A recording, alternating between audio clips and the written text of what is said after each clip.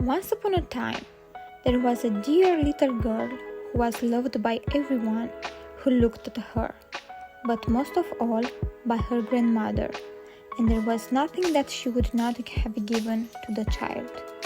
Once she gave her a little cap of red velvet, which suited her so well that she would never wear anything else. She was always called Little Red Riding Hood. One day, her mother said to her, "Come, Little Red Riding Hood, here is a piece of cake and a bottle of wine. Take them to your grandmother. She is ill and weak, and they will do her good. Set out before it gets hot, and when you are going, walk nicely and quietly, and do not run off the path, or you may fall and break the bottle, and then your grandmother will get nothing.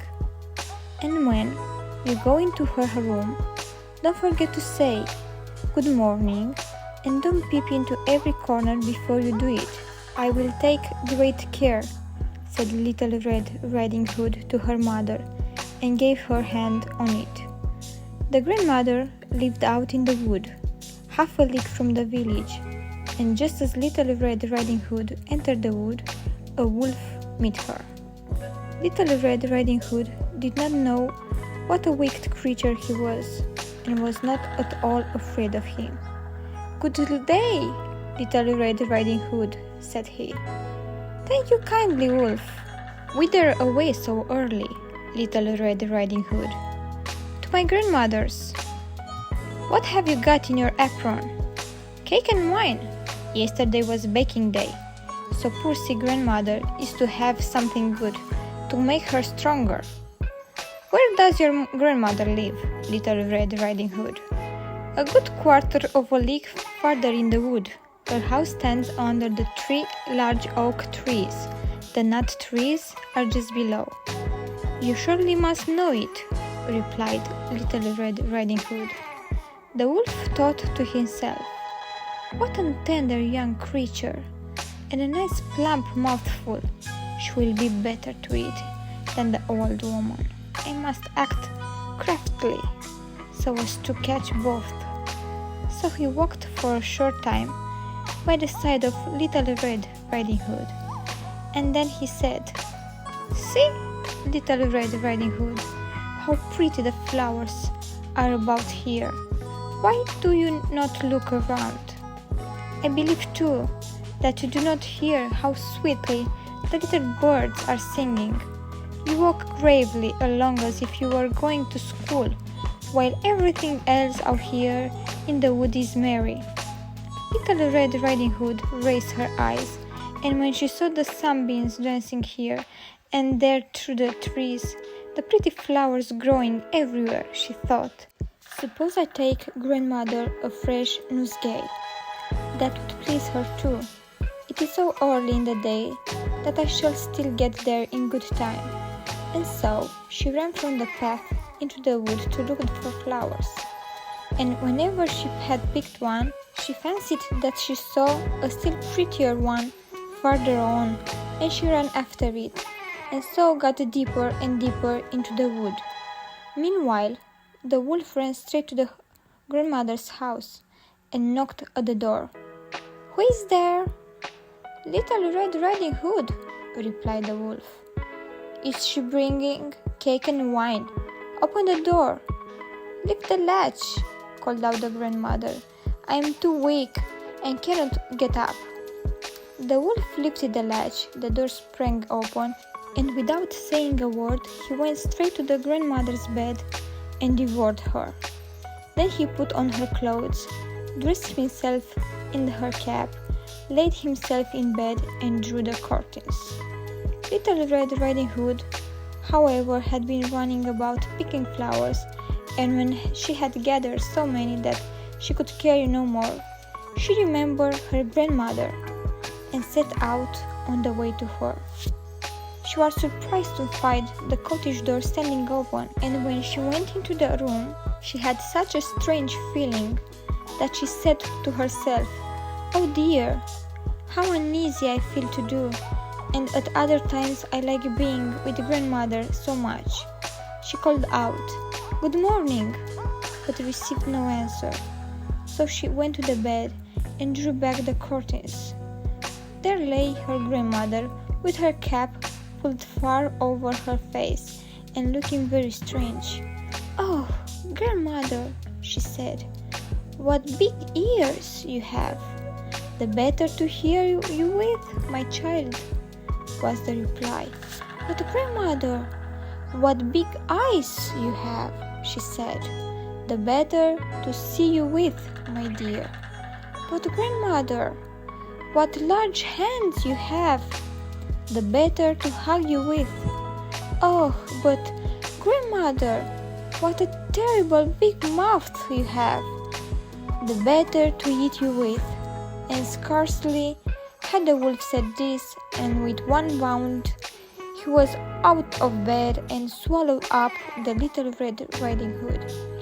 When the wolf had appeased his appetite, he lay down again in the bed. He fell asleep and began to snore very loud. The huntsman was just passing the house and thought to himself, "How the old woman is snoring. I must just see it if she wants anything." So he went into the room, and when he came to the bed, he saw that the wolf was lying in it. "Do I find you here, you old sinner?" said he. "I have long sought you." Then, just as he was going to fire at him, it occurred to him that the wolf might have devoured the grandmother and that she might still be saved. So he did not fire, but took a pair of scissors and began to cut open the stomach of the sleeping wolf. When he had made 2 snips, he saw the little Red Riding Hood shining, and when he made 2 snips more, and the little girl sprang out crying, "Oh, how frightened I have been! How dark it was inside the wolf!" And after that, the aged grandmother came out alive also, but scarcely able to breathe. Little Red Riding Hood, however, quickly fetched great stones with which they filled the wolf's belly, and when he awoke, he wanted to run away, but the stones were so heavy that he collapsed at once and fell dead. Then all 3 were delighted. The huntsman drew off the wolf's skin and went home with it. The grandmother ate the cake and drank the wine which Little Red Riding Hood had brought, and revived. But Little Red Riding Hood thought to herself, "As long as I live, I will never by myself leave the path to run into the woods when my mother has forbidden me to do so." It is also related that once when Little Red Riding Hood was again taking cakes to the old grandmother, another wolf spoke to her and tried to entice her from the path. Little Red Riding Hood, however, was in her garb and went straight forward on her way, and told her grandmother that she had met the wolf, and that he said good morning to her, but with such a wicked look in his eyes that if they had not been on the public road, she was certain he would have eaten her up.